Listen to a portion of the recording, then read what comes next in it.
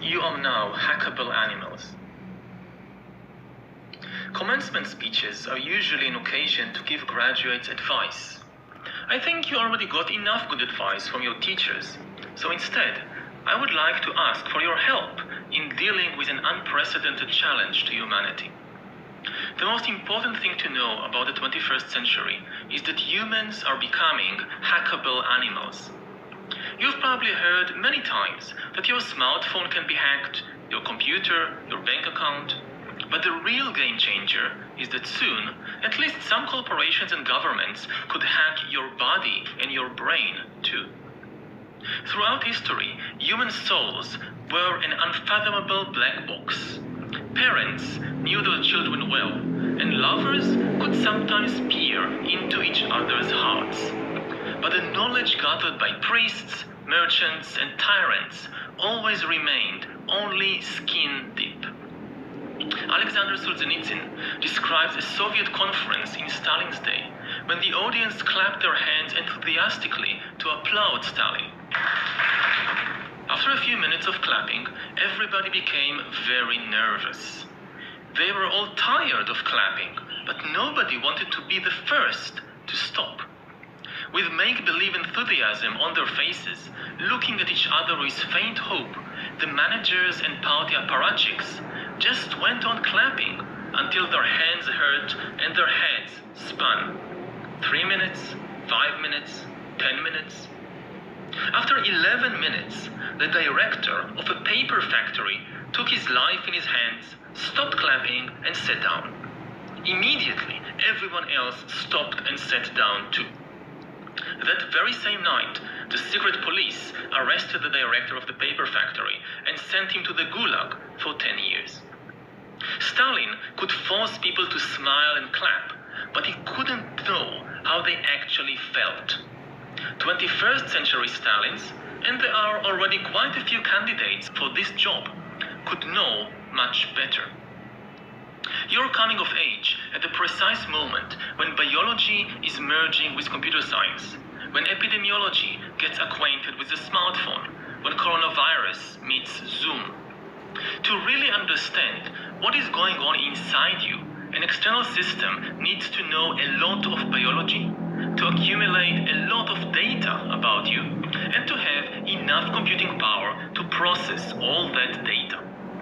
Hitherto, neither the KGB nor the FBI could do it.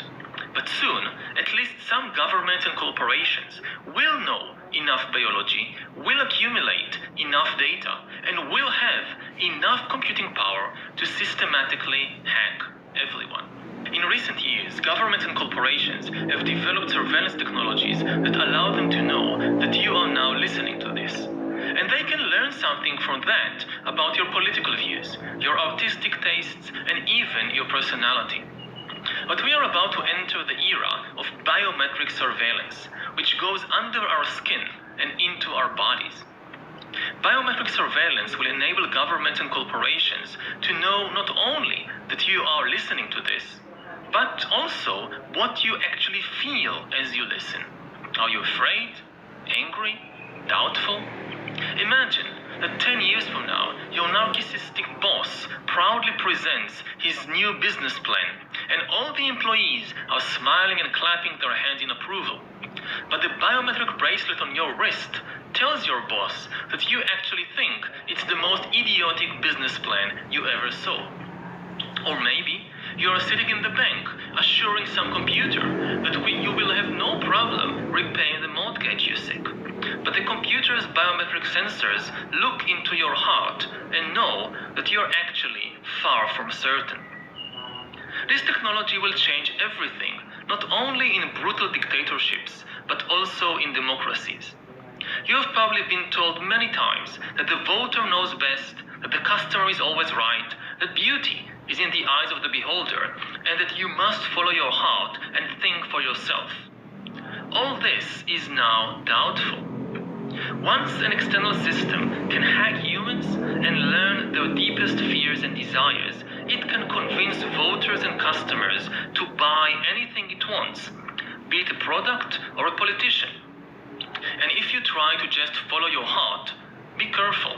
There might be something out there that watches your heart 24 hours a day and knows it much better than you. Your heart might be a double agent. How to live in a world where human beings can be hacked. How to protect democracy, freedom, and the very meaning of human life when a computer algorithm could know us better than our mother or our lover. That's the most complicated challenge your generation faces. Your elders have provided you with the knowledge and values necessary to solve this problem, but they cannot solve it for you. They don't know how.